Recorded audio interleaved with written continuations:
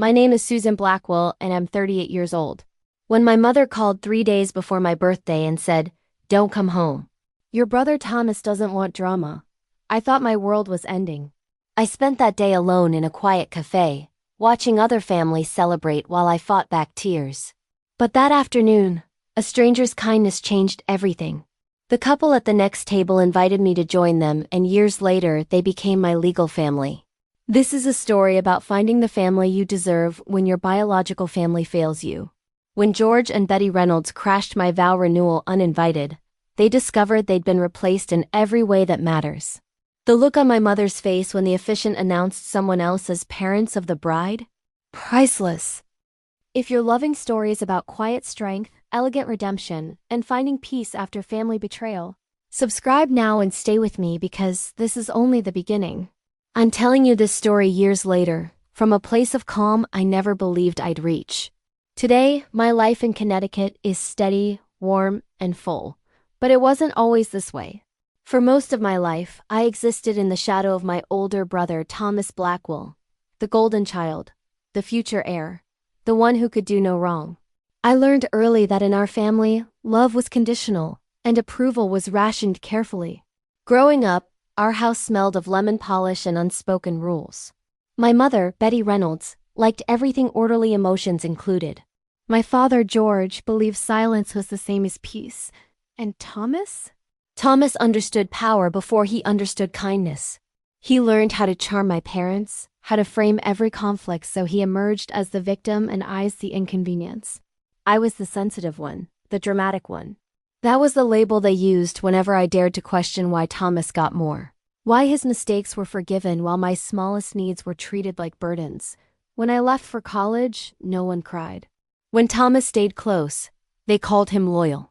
I was already being written out of the family narrative line by line. By my mid-30s, I thought I had made peace with it. I lived on my own, worked hard, paid my bills, and kept my expectations low. I called my parents once a week. I sent birthday cards. I showed up for holidays when invited, always careful not to cause drama. That phrase followed me like a warning label. Don't upset Thomas. Don't ask questions. Don't remind us that you exist. The call came on a gray Tuesday afternoon. I remember because the sky outside my office window looked like wet concrete. My phone buzzed and my mother's name flashed across the screen. I smiled before answering because part of me still hoped, still wanted. Still believed that maybe this time, she was calling to say she missed me. Instead, she cleared her throat and delivered the sentence that cracked something open inside me. "Susan, don't come home for your birthday. Your brother doesn't want drama right now."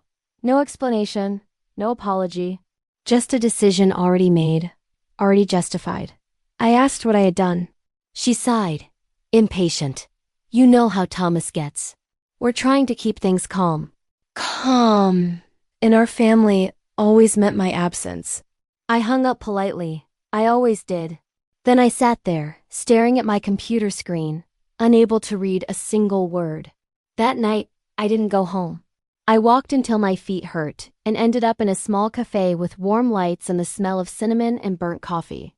It was supposed to be a place to wait out the rain. It became the place where my old life began to dissolve. I ordered tea and watched families through the foggy window, mothers laughing, fathers leaning in, siblings stealing bites off each other's plates. Every sound felt amplified. Every laugh landed like a reminder of what I didn't have. I told myself I was fine. I told myself I was used to this. But something inside me finally whispered the truth. I was tired of being unwanted. And that's when I felt someone looking at me. At the next table sat a couple in their early 60s. They had the kind of ease that comes from decades together, quiet smiles, shared glances, hands resting comfortably near each other. The woman met my eyes and didn't look away. She looked concerned, human, real. She leaned over gently and asked, "Are you celebrating something today?" I opened my mouth to lie, to say no, to protect myself. Instead, my voice broke. "Yes," I said. "It's my birthday." And that was the moment everything shifted, because she didn't offer pity. She offered a chair. I didn't know it yet, but my life was about to change in ways my biological family could never undo. And that's when I realized The people who reject you are sometimes just clearing space for the ones who will save you. I went back to that cafe the next morning, not because I expected anything magical to happen again, but because it felt safer than my apartment. There was something about sitting among strangers that required nothing from me. No explanations, no apologies. Just existing.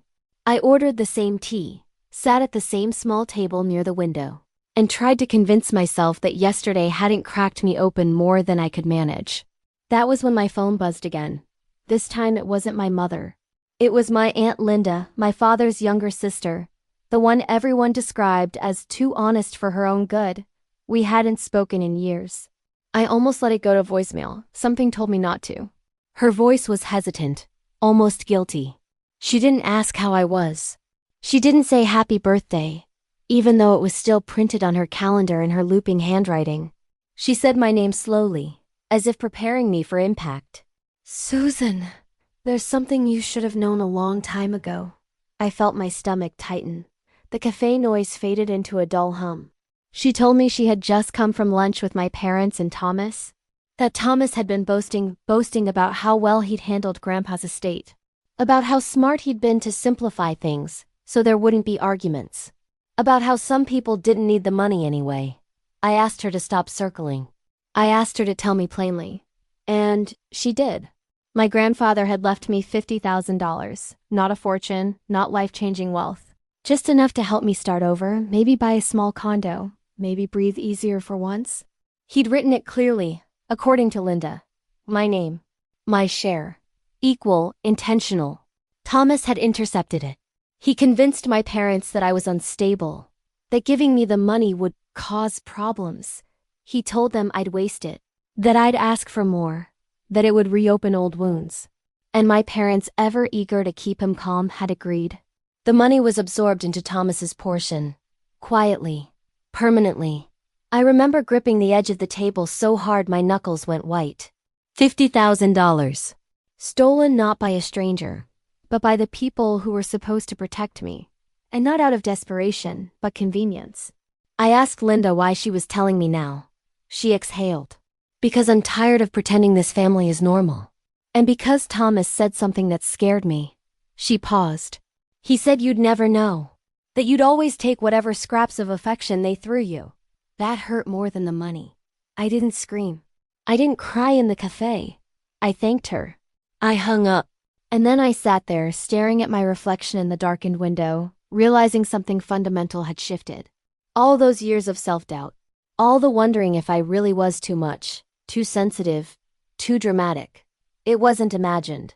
It was engineered. That afternoon, I drove to my parents' house without calling ahead. The driveway looked the same. The hydrangeas were in bloom. Nothing about the place reflected the betrayal layered into its walls. My mother opened the door, surprised. My father hovered behind her, silent as always. I asked one question. Did Grandpa leave me money? The silence that followed was answer enough. My mother's eyes flicked toward the living room, toward Thomas, who wasn't even there. She said my name sharply, as if I had violated some rule. Why are you digging this up now?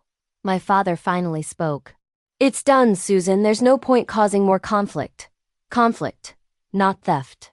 Not betrayal. Conflict. I left without raising my voice. Without demanding anything. Because in that moment, I understood something clearly for the first time. They had already chosen, and they would choose him again every single time. That night, I made a decision that felt small but irreversible. I stopped calling. I stopped sending cards. I stopped showing up to prove I was worthy of scraps. I didn't announce it. I didn't threaten. I simply stepped away. What I didn't know then, what none of them could have imagined, was that in walking away from my biological family, I was unknowingly walking straight toward the people who would one day stand beside me as my parents in every way that mattered. And that's when I realized betrayal doesn't always explode. Sometimes it whispers and waits for you to finally listen. I didn't expect to see them again. Eleanor and Richard Hayes were meant to be a moment, a kindness, a pause in the middle of a painful day. That's how those things usually work. Strangers step in, offer warmth, and then life moves on. But fate, I've learned, doesn't always announce itself with thunder. Sometimes it arrives quietly, carrying 2 cups of coffee and asking if you'd like to sit down. 2 days after my birthday, I returned to the same cafe. Not out of hope, out of habit.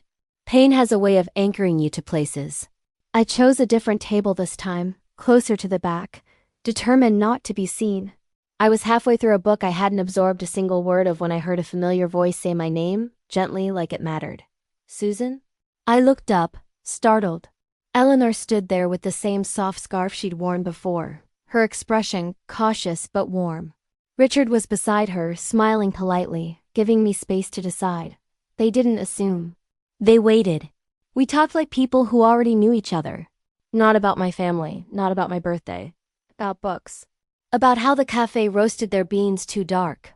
About Connecticut winters and how spring always felt like a promise. The conversation flowed in a way that felt adult, balanced, no one dominated, no one minimized. When Eleanor asked what I did for work, she listened, really listened, like my answer held value.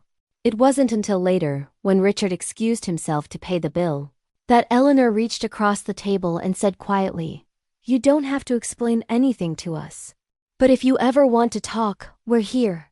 Something in her tone, steady, unintrusive, made my throat tighten. I nodded, afraid to speak. I wasn't ready to unpack decades of rejection. I wasn't ready to name the betrayal. But for the first time in my life, someone had offered me presence without conditions. We began meeting once a week. Always in public at first. Coffee turned into lunches. Lunches turned into dinners at restaurants that smelled like garlic and fresh bread. They never pried. They never asked why my parents weren't around. They simply included me. Holidays too. Casual invitations. "We'll be at the farmer's market if you'd like to join. We're cooking too much food. Come take some." Slowly, cautiously, I began to tell them pieces. About Thomas. About my parents. About the money, not because I wanted justice, but because the secret had been poisoning me. Eleanor listened with a stillness that felt practiced. When I finished, she didn't gasp or interrupt. She said one sentence that changed how I saw everything. "You were triangulated," she said calmly. "That's not family conflict. That's control." I learned then that Eleanor had spent decades as a family attorney. Not the flashy kind. The quiet kind who handled adoptions, guardianships, reconciliations that didn't make headlines. She understood dynamics the way surgeons understand anatomy. And she never used that knowledge to frighten me, only to name what I had survived. Richard, on the other hand, showed care through action. He fixed a loose hinge on my apartment door without asking. He remembered how I took my tea. He introduced me to his son, Marcus, casually, without expectation. "You two might get along," he said. No pressure. Marcus was kind in the way men often aren't taught to be. Curious, not invasive. Confident, not loud. We talked about music, travel, the strange ways families shape us. I didn't tell him everything. Not yet. But I noticed something immediately. When I spoke, he didn't look away. He didn't brace himself. He leaned in. Months passed, then a year. And somewhere along the way, I realized something startling. I no longer felt the urge to call my parents. The ache had dulled. The silence felt peaceful, not punishing. In its place was something sturdier. Something chosen.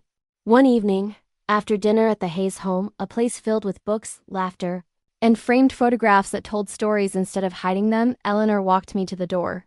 She touched my arm lightly and said, "You know, family isn't about who you're born to. It's about who shows up consistently and without agenda." I drove home that night with tears blurring the road, not from grief, but from recognition. I had spent my life trying to earn a place I was never meant to beg for. And without even realizing it, I had stepped into a room where I was already welcome. What I didn't know then was how far that welcome would extend, how deeply it would reshape my future. How one simple invitation in a quiet cafe would eventually lead to a moment so public, so undeniable, that the people who once erased me would be forced to watch as I stood fully claimed. And that's when I realized. Sometimes the most powerful love enters your life so gently, you don't recognize it until it's already changed everything. By the time I realized the Hayes family had quietly woven themselves into my life, it was already too late to pretend they were temporary. They were there in the mundane moments, the ones no one performs for. Grocery lists stuck to the fridge. Extra blankets folded on the couch just in case. The way Richard texted to ask if I'd eaten. The way Eleanor remembered dates I never said out loud. This wasn't rescue, it was consistency. Our weekly dinners became non-negotiable in the gentlest way. Sundays at their house felt different from any family gathering I'd known before. There were no sharp edges, no undercurrents of comparison. No one was keeping score. If I was quiet, that was okay. If I talked too much, no one flinched. I didn't have to shrink to be accepted. Marcus became part of that rhythm naturally. He never declared interest. He never rushed intimacy. We cooked together, argued playfully about music, shared long walks that turned into longer conversations. He told me about his childhood, about growing up with parents who disagreed but never made love feel conditional. I listened, absorbing a blueprint I'd never had. When he asked me out properly, it wasn't dramatic, it was honest. "I like who you are when you're not guarding yourself," he said. "I'd like to see more of that if you're willing." I said yes, not because I needed him, but because I wanted him. That distinction mattered more than I knew at the time. As my relationship with Marcus deepened, my distance from my biological family solidified. I didn't announce my absence. I simply stopped performing the role they'd assigned me. My phone stayed silent. No birthday messages. No holiday guilt. Once, my mother left a voicemail asking if I was still upset. I deleted it without listening twice. I wasn't upset anymore. I was done explaining. Eleanor noticed the shift before I named it. One evening, as we cleared dishes together, she said quietly, "You're standing straighter." I laughed it off. But she was right. I no longer carried the hunched posture of someone waiting to be reprimanded. I had stopped anticipating rejection. That alone changed how the world met me. Marcus proposed on a fall afternoon with leaves crunching under our feet. No audience. No spectacle. Just a question spoken with certainty and a ring chosen with care.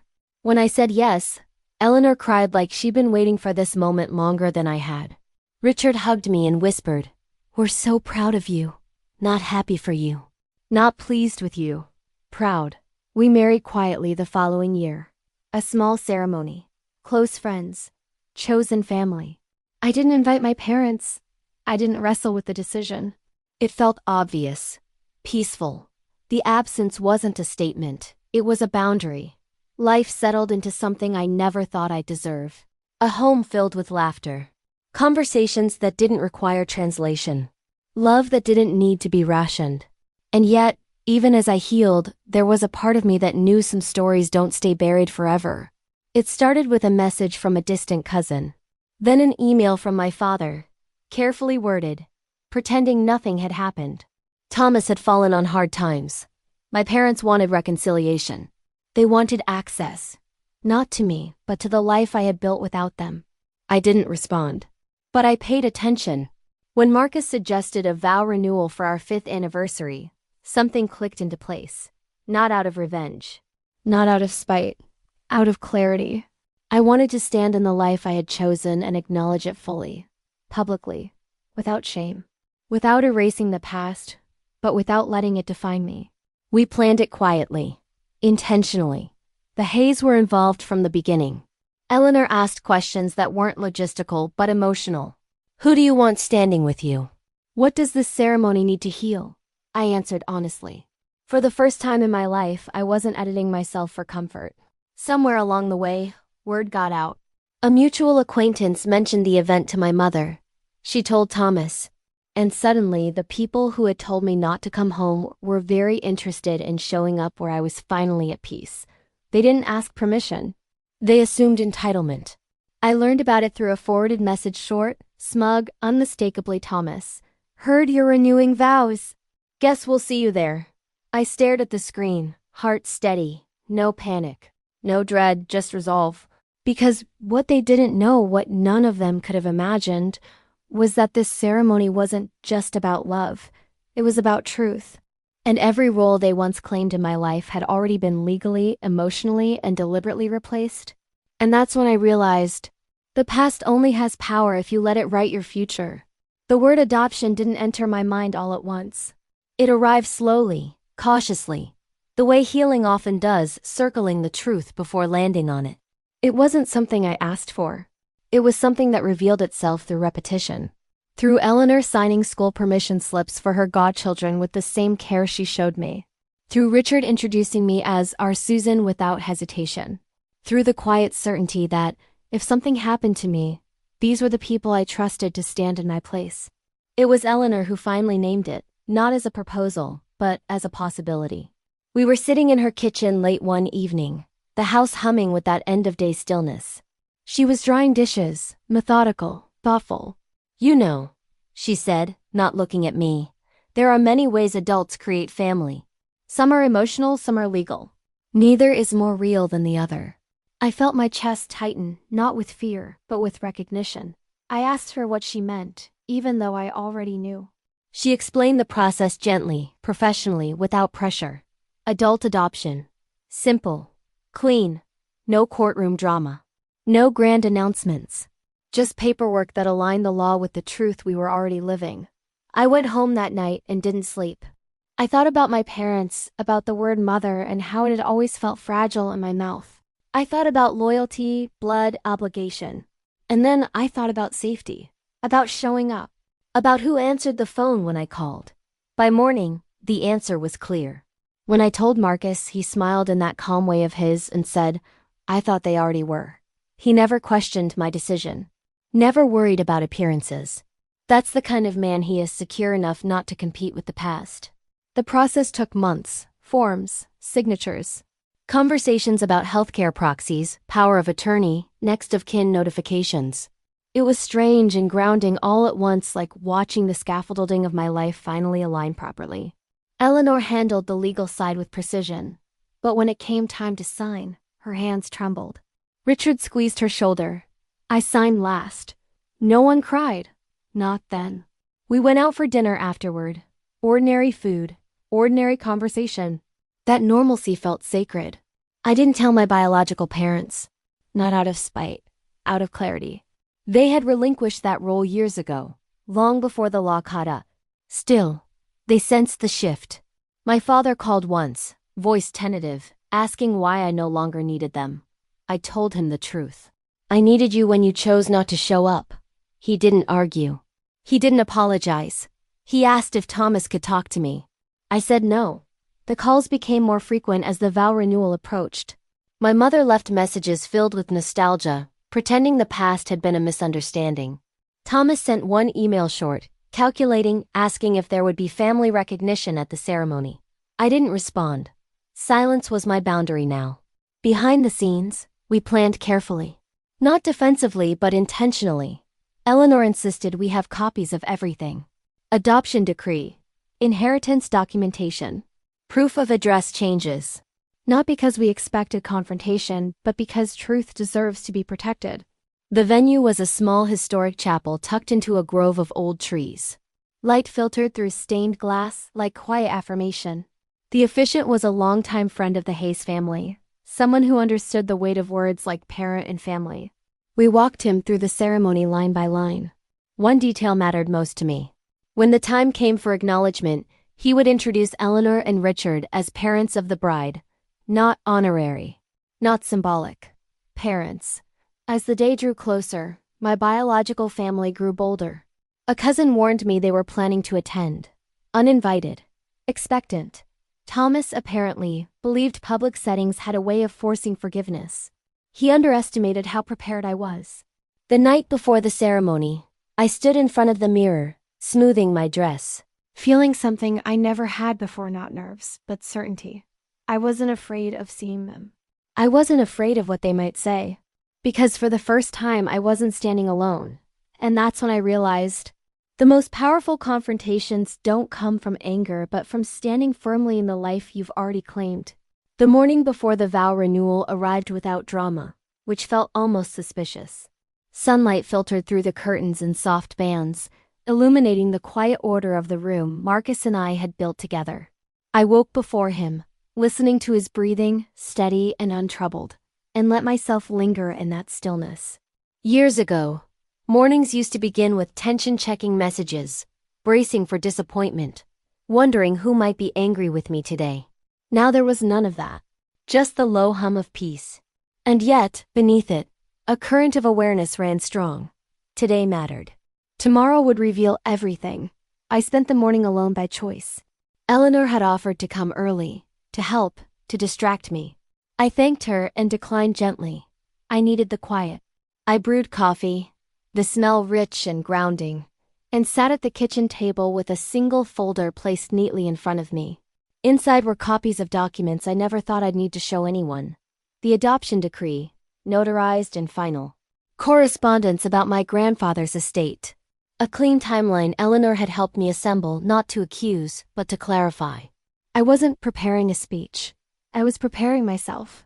There's a difference between revenge and readiness, and I was finally learning it. Around noon the messages started. Not directly from my parents, never directly. It was always intermediaries. A cousin asking what time the ceremony began. An old family friend saying my mother hoped there would be room for reconciliation. Thomas, bolder now, sent a text that was almost cheerful. Big day tomorrow. Family should be together. I read it once, felt nothing spike, and set the phone face down. If you're enjoying this story of boundaries, quiet courage, and choosing yourself without apology, take a moment to subscribe. It helps more than you know. And the heart of this story is still ahead. In the afternoon, I drove to the chapel alone. The grounds were empty except for a groundskeeper trimming hedges, the snip of shears rhythmic and calm. I walked the aisle slowly, counting my steps, imagining how the space would feel filled with people who had chosen me. The stained glass caught the light just right, throwing colors onto the wooden pews. It occurred to me then that public moments don't have to be performances. They can be declarations. Not loud ones, true ones. I stood where I would stand tomorrow and practiced breathing. Practiced letting my shoulders drop. Practiced remembering who I was now, not who I'd been forced to be. When I returned home, Eleanor and Richard were waiting on the porch, a small box between them. No fanfare, just presence. Inside the box was a simple locket, nothing ornate, engraved on the inside with a date. The day the adoption became final. Eleanor didn't explain. She didn't need to. We hugged, the kind of hug that doesn't rush, and for a moment I felt the echo of every year I'd spent trying to earn affection dissolve into something steady. Richard squeezed my hand and said, "No matter what happens tomorrow, you're not alone." I believed him completely. That evening, Marcus and I cooked together, a quiet ritual we'd perfected. We talked logistics lightly, who was arriving when, where people would sit, but we didn't talk about my biological family until I brought it up. "They're planning to come," I said. "Not Saul's, not fear fact." Marcus nodded, unsurprised. He asked what I needed. Not what he should do, what I needed. I told him the truth. I need to stand still. He smiled and said, "Then I'll stand with you." That's love alignment without erasure. Later, as the sky darkened, my father called. I let it ring once, twice, then answered. His voice sounded older than I remembered, frayed around the edges. He spoke in careful sentences, rehearsed ones. He said your mother misses you. He said Thomas wants peace. He said families make mistakes. I listened without interrupting. When he finished, I said calmly, "I've built a life that doesn't punish me for existing. Tomorrow is about honoring that." He asked if there was anything he could do. I said yes. Respect my silence. He didn't promise. He didn't apologize. He said goodnight. Sleep came late. Not because of fear, but because memory's loud when you finally stop running from it. I remembered the cafe, the chair being pulled out, the first dinner where no one corrected me, the first time someone said they were proud of me without conditions. I remembered the phone call before my birthday, the sentence that once felt like the end of everything. Funny how time rearranges meaning. What had felt like exile turned out to be an exit one I should have taken sooner.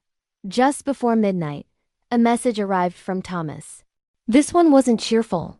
It was sharp, clipped. "Don't embarrass Mom tomorrow." I stared at the words and felt something settle, like a door clicking shut. I typed nothing. I saved the message, not as ammunition but as confirmation. Some people don't change when you grow. They only resent losing control. I turned off the lights and lay beside Marcus, listening to the house settle around us. Tomorrow doors would open. People would gather. Words would be spoken that carry weight. I wasn't planning a confrontation. I was planning to tell the truth calmly, publicly, and without permission. And I knew deep in my bones that once spoken, it could never be taken back. And that's when I realized the most dangerous thing to someone who thrives on silence is a woman who's finally ready to be seen.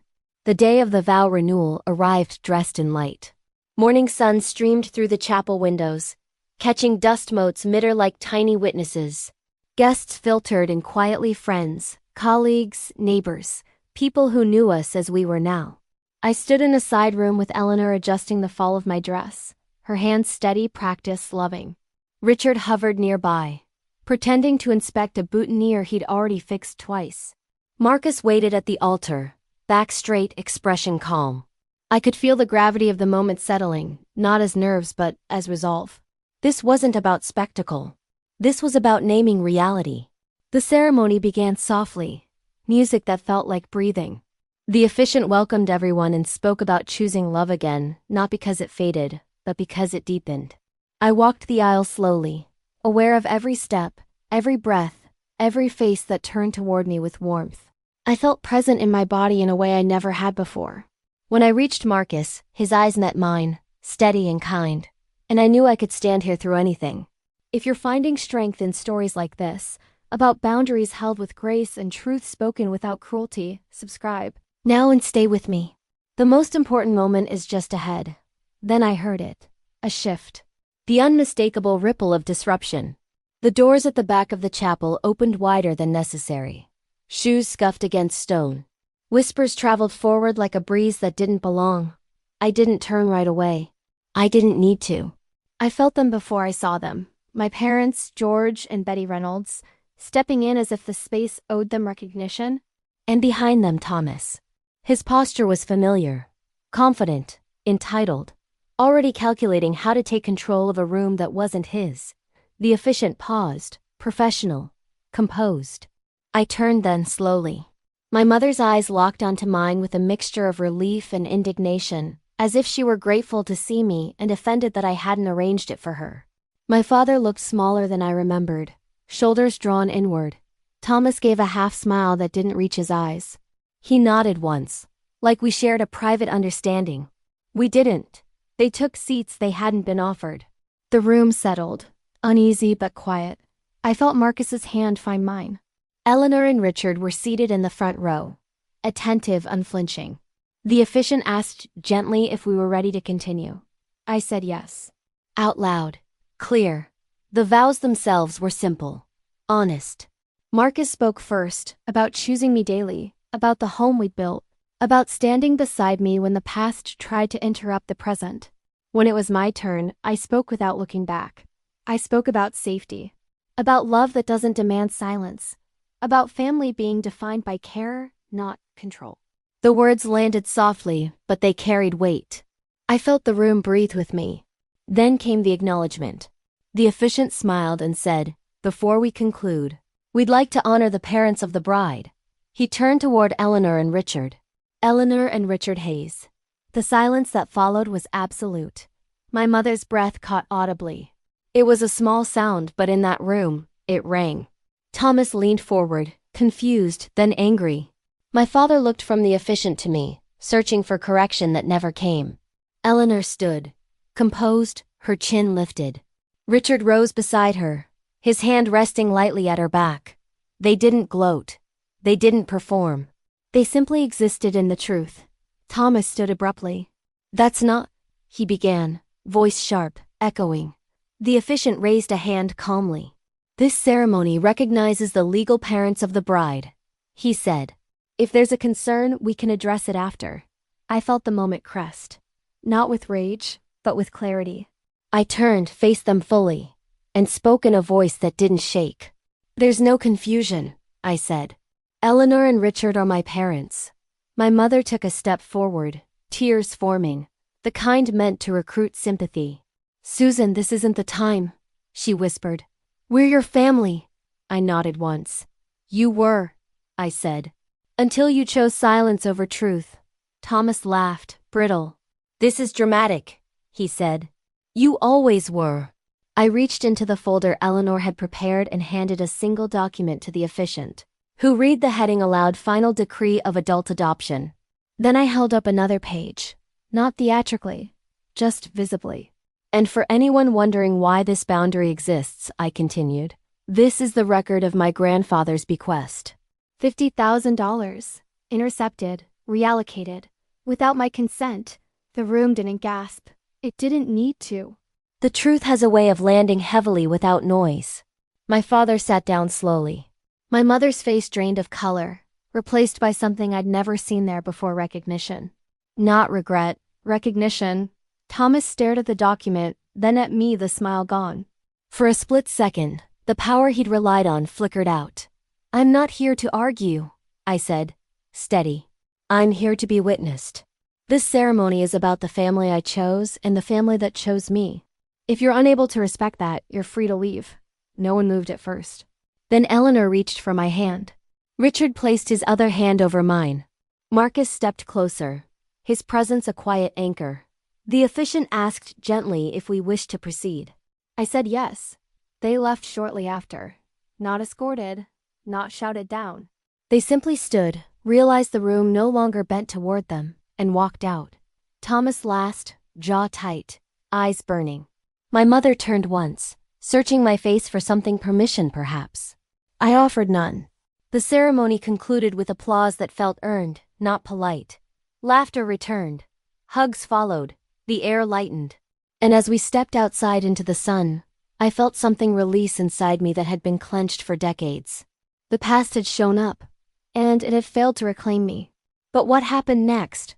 What I noticed as Eleanor squeezed my hand and whispered something that made my chest ache was the moment I understood the full measure of what had changed. And that's when I realized the truest victory isn't being believed by those who wronged you. It's being held by those who never would.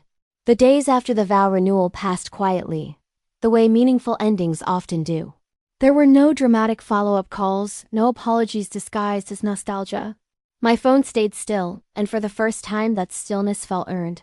Marcus and I returned to our routines: morning walks, shared coffee, evenings spent cooking and laughing over small, unremarkable things. Life didn't change overnight. It simply continued, unburdened. Eleanor and Richard stayed close in those weeks, not hovering, not checking in excessively, just present. Eleanor asked once how I was sleeping. Richard brought over soup. Because it freezes well. Their love didn't spike with crisis and fade with calm. It stayed level, reliable. That, I realized, was the difference between attachment and care. I thought about my biological parents less than I expected. When I did, it wasn't with anger. It was with a kind of distant understanding, the way you look back on a house you outgrew. Thomas crossed my mind even less. Power loses its hold when it's no longer fed. Silence, when chosen, becomes a boundary instead of a punishment. One afternoon I returned to the cafe where everything began. Same window. Different table. I ordered tea and watched families pass by outside. This time the scene didn't ache. It reminded me of something Eleanor once said, that belonging isn't about proximity, it's about permission. I finally had permission to exist without justification. Marcus joined me later, sliding into the chair across from me with a smile. He asked what I was thinking. I told him the truth. I'm grateful we didn't win by destroying anyone. We won by building something better. He nodded, reached for my hand and said, "That's the only kind of victory that lasts." We never heard from my parents again. Not because I blocked them, but because there was nothing left to negotiate. Sometimes people mistake access for love. I no longer did.